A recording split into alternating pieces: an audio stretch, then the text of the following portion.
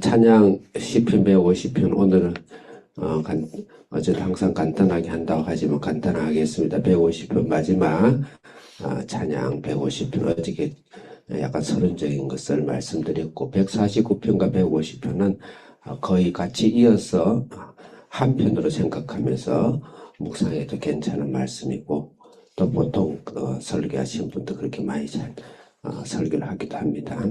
그래서 어제 이어서 어저께 정리 안 하겠습니다. 오늘은 우리 우리 매일 성경 해설집이 잘 설명을 한 것 같아요. 그래서 거의 4개의 작은 구절 또 달력을 나눴습니다. 장소, 이유, 방법, 주체다. 그래서 1절은 어디서 찬양할 것인가? 그 다음에 2절은 왜 무엇을 찬양할 것인가? 3절은 어떻게 찬양할 것인가? 그 다음에 4절은 아니죠. 3절 4절 5절까지입니까? 그 다음에 6절은 누가 찬양할 것인가? 그렇게 잘 개념적인 구분이 잘 되어 있는 것 같아요. 자, 1절을 크게 읽겠습니다. 시작. 할렐루야, 그의 성소에서 하나님을 찬양하며 그의 오늘의 궁창에서 그를 찬양하시오다. 성소는 우리가 성전 안에 성전 바깥들이 있고 성소가 있어요. 성소가 반이 나뉘어가 성소가 있고 그 성소 안에 또 반이 나눠져 가지고 지성소가 있어요. 그러니까 여기서는 성소다. 그러면 성전 전체가 예수님을 상징하는 것이라면 성소는 또 예수님의 이름으로 분향을 하고 예수님 떡을 먹고 예수님이 빛이신 예수님을 예배하고 예수님의 이름으로 찬양하고 예수님의 이름으로 예배하는 것이다. 이렇게 물론 뜰에서의 번제단도 다 예수님의 몸을 태우는 것이죠. 그래서 그것을 분향하고 하는 것인가 기도와 찬양을 의미한다. 그래서 이것을 우리가 정기적인 공동체 예배, 다시 말해서 교회의 예배, 전체 공동체의 예배를 찬양한다. 왜냐하면 뒤에 말씀이 나오니까. 그 다음에 두 번째는 권능이 공창에서, 그래서 공창을 권능이 수식하는 거라고 봐야 됩니다. 권능을 궁창이 수식하는 것이 아니고 궁창을 권능이 수식하는 거다 보면 궁창이라는 것은 창세기 때 하나님께서 성령께서 흑암 가운데 운행하시며 세상을 우리 창조하시고 이 땅 창조하실 때 위에 궁창이 있고 아래 궁창이 있었어요. 그것은 여러 가지 왈가왈부한 설이 있지만 어쨌든 과거에는 위에 궁창이 있었어요. 위에 궁창이 있고 아래 궁창이 있는데 그 궁창이라는 것은 전부 다 하나님의 영역이죠. 이 세상의 모든 세상을 말하는 거예요. 그래서 세상 어느 장소든 간에 예배당에 모이는 우리 예배의 장소에 제한되지 않고 모든 장소에서 예배를 한다. 이번 2025년 우리가 생각하면서 우리는 어떻게 예배를 했는지 생각하고 찬양하고 예배에 대해 성숙함, 예배에 대해 간절함, 내 예배에 대한 더 성장이 있는 것에 대해서 감사하고 그 다음에 어디든지 내 가정과 집과 또 침실에서 아침 큐티로 예배하고 한 그 예배의 성장에 대해서 우리가 감사하자. 그 장소 불문하고 우리가 항상 모든 곳에서 예배하는 자의 삶을 찬양하자. 2절 읽겠습니다. 크게 시작.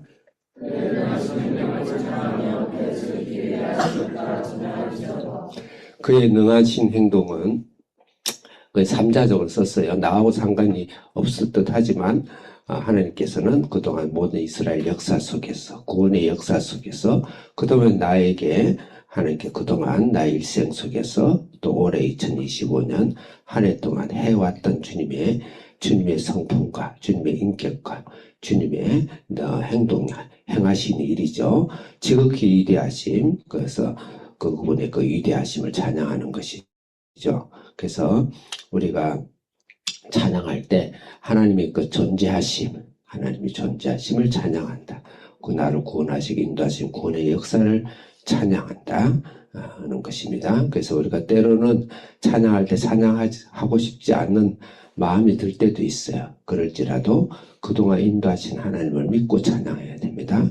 그동안 이스라엘 백성을 인도하고 광야로 인도했던 것처럼 내 인생의 광야를 인도하고 나의 인생의 홍해를 건너게 하시고 만나와 매출하게 주시고 불기둥 구름기둥으로 인도하시고 가나안 땅을 인도하시고 여리고성을 무너뜨리시고 요단강을 건너게 하시고 어마어마한 내 안에 있어서의 하나님이 이루신 역사를 찬양하면서 감사하면서 오늘 2025년에 한 해 구원의 역사를 찬양한다. 그리고 올해 한 해를 생각하면서 쭉 생각하면서 때로 메모도 적어가면서 찬양을 하자.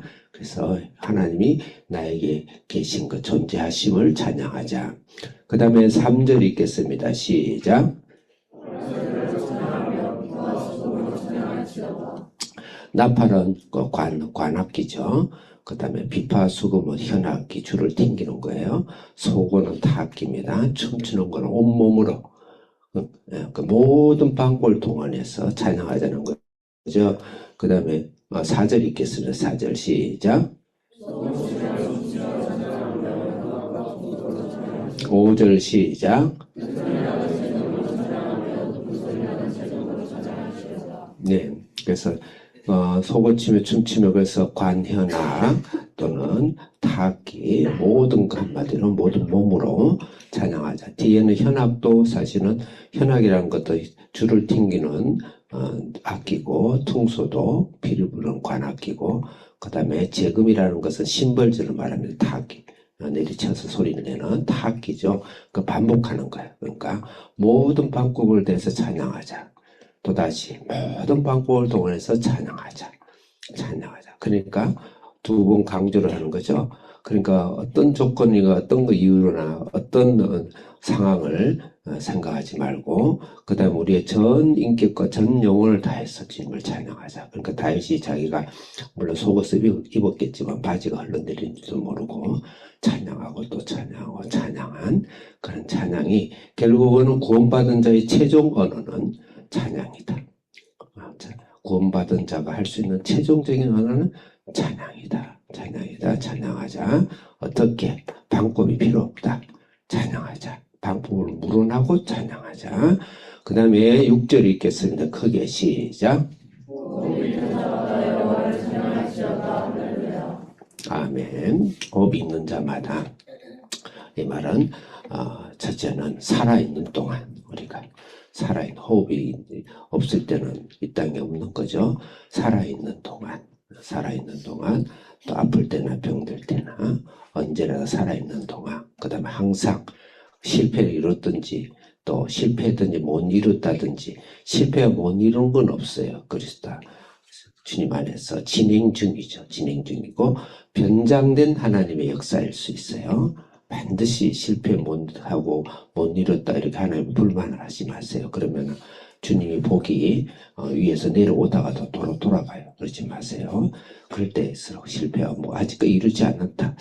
이룰 듯 하면서 아직은 왜 하나님이 나한테 역사 안 하실까? 이미 역사하신 거야. 그럴 때 크게 모든 방법을 동원해서 찬양하고 또 찬양하고 호흡이 있는 자체를 찬양하고 평생을 찬양하고 올 한 해를 또 돌아보면서 여러분이 하나님이 특별한 손으로 인도하신 것도 있고 아직까지 이루지 못하는 아직 미뤄놓은 것도 있는 듯해요. 또 아직까지 나에게는 만족치 못한 것이 있는 듯해요. 그런 것도 다 감사와 찬양의 제목을 적어서 올 한 해를 찬양을 하나님께 드리다. 하나님은 찬양 받으시기 마땅하고 하나님 우리를 찬양 받으시기 위해서 창조하셨고 또 찬양 받을 만한 일을 하셨고 그런 존재시다. 그래서 우리가 구원받은 우리가 올해 2025년이 마무리하면서 최종적으로 할 수 있는 최종적인 언어는 뭐냐? 할 일은 뭐냐? 찬양이다. 저 동양 가서 했던 거 보지 마시고 그 시간에 찬양하고 또 찬양하시기. 물론 또 혹시 간다 해서 내가 그것을 비난하는 건 아니에요. 더 성숙하게 우리가 할 수 있는 찬양이다. 했던 거 보는 거 아니다. 또 무당집 찾아가는 거 아니다. 기도하겠습니다. 살아계신 하나님 아버지 감사합니다. 찬양을 받고 또 받으실 만한 주님, 우리가 장소가 어디 있든지 내 형편이 어떻든 간에 또 내 이유가 어떻든 간에 내 상황이 어떻든 간에 모든 방법을 다해요. 온갖 방법을 다해요. 2025년에 찬양하고 또 찬양하고 또 찬양하게 해 주옵소서. 예수님의 이름으로 기도드립니다.